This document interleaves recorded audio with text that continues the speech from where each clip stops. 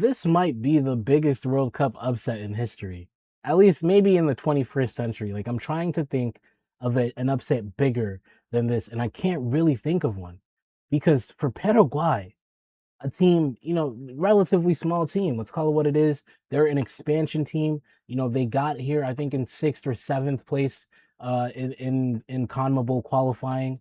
This team, by all forms and accounts, are not expected to really be at the World Cup. But obviously, the expanded format, they get in, and man, they show you why this expanded format, this 48 team World Cup, is one of the best things to happen to football for stories like this, for matches like this. Now, yes, I'm going to be honest with you. Germany were probably the better team. They created more, shot more, all the things, right? But this is a results based sport, right? And the result is Paraguay going on to the next round. Incredible, incredible upset by Paraguay, man. When that, oh my gosh, when that last pen went in, the goosebumps on my arm, bro. I was just, man, you love that. You love that in the game. And now look, there's obviously a major controversy here. We'll get to that in a minute. But I think in the totality of the game, I think for as much as Germany might have created, they created 1.57 XG. It wasn't actually that much. And what I mean by that is I didn't feel like Germany felt super dangerous. There were some opportunities maybe they could have done better with, right? That was a nice goal by Havertz with the back of his head. But overall, I felt like Germany just weren't, for a team of their level, for a team of their status, they weren't this dominant team that you're expecting them to be. I can't say out and out they really deserve this win much more than Paraguay because, yeah, you got a goal, but I expect a little bit more from Germany. I really do. I mean, you have a guy in Leroy Sané who's obviously been everywhere in football. He's done it all in football, right? Absolutely underwhelming performance today by Leroy Sané. He offered basically nothing for 90 minutes.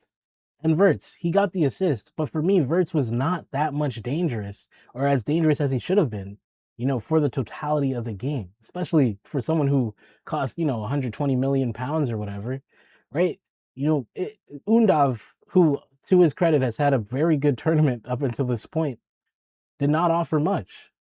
The German midfield did not offer much. So when you're dealing with these kind of performances from these kind of players who are supposed to be impact players, key players, then how can you say, "Oh, we really deserve to go through"? For me, no. Germany massively underwhelmed in this game, especially for a team that scored 7 in the group stage on an opponent. Right? You scored 7 goals on an opponent, and this is how you're pulling up to the round of 32. Now let's talk about this goal that should be a goal, that shouldn't be a goal. You guys tell me, because for me, I don't think Germany got robbed in any way. All right, let's just take a look. I'm gonna put it up on the screen here because some people say this shouldn't be disallowed. So we'll take a look here. I'll mute so I don't get copyrighted. Here we go. Let's take a look. So here, from this angle, all right, we're saying this is not a foul, right? He's just got his hands on him. I hear it. I hear it. I hear it. It's not a foul because, this is just physical football play. But then I look at the stuff that Arsenal have gotten away with. And then in particular, I look at what FIFA said that they were, being really strict on in this tournament, right? They said we're going to be strict on the substitutions. We're going to be strict on, no covering the mouth when you're talking to the opponent. And we're going to be strict on screening during set pieces. And what is this? Tell me what this is, if not a screen. If this is not a screen, I don't know what is. This is clearly a screen. No, it's not a push. He doesn't extend. But if you're standing in the way of the goalkeeper, then that's a screen. Now, yeah, he sells it. He sells it. But this is, for me, clear as day, a screen. And I think you look at it here. You see how he moves his shoulder? I'll go frame by frame. We'll take a look. He's moving his shoulder, as you see, right? He sells the shoulder right here. So yeah, the keeper sells it, I think. But if you're gonna do that, if you're gonna move your shoulder a little, at that point, I don't know how you can't call it a foul. For me, clear as day. If you're talking about being consistent with what you said you're gonna do, then that should be disallowed. Yes, maybe in the Premier League that doesn't happen. But look at the Premier League right now, man. Nobody's enjoying the games there because they're playing rugby with the keeper on set pieces. I mean, you guys remember Chelsea and Arsenal? They were playing, professional wrestling with the keepers there. So for me, clear as day, no goal. And honestly, I think it's an excuse if you're bringing that up as a robbery for Germany because Germany shouldn't need that to beat Paraguay for the status for the team that Germany is. No chance. You get to the penalty shootout, and you just got to make your pens, man. You got to make your pens, and you got to ask your keeper to come up with the save. And Kai Havertz does a stutter step, and in pure Arsenal fashion, misses the penalty. Shout out PSG, by the way. Two-time back-to-back UCL champs. I just want you to remember that. However, Kai Havertz, the star of Germany, misses his penalty. Is that is that the referee's fault? No, that's Kai Havertz's fault. And then the next penalty, Neuer dives correctly, but he doesn't commit. He doesn't commit hard enough. He lets that get past him. For me, Neuer of old would probably save that. So maybe it's a father time thing, but when you look at that, it's like, well, okay, so Paraguay made more pens than you. Simple as that, right? And I'll be honest, Paraguay almost choked this, right? Because they were up, I think 3-2, right? 3-2, and Voltamata also did a stutter step pen, I think, and missed. And from there, Paraguay could have won it with the next kick, right? As long as they scored the next kick, they would have won. Then they missed. Then they missed. I think their attacker goes like left side of the post in that first pen that they missed afterwards.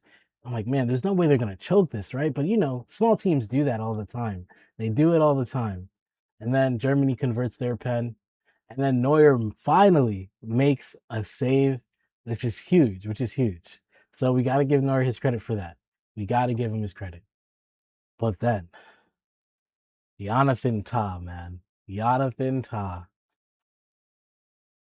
It reminds me of Gabriel's pen a lot. I got to be honest. And I'm not saying that just because I'm a PSG fan. But the stutter step, the run into place, and then the shoot it over the bar. Classic Gabriel. And from there, all you're asking is for Paraguay to take it away. And they do. And they go to the round of 16. So shout out to Paraguay yet again, man. And yeah, the incredible game, incredible drama. That's what we love to see.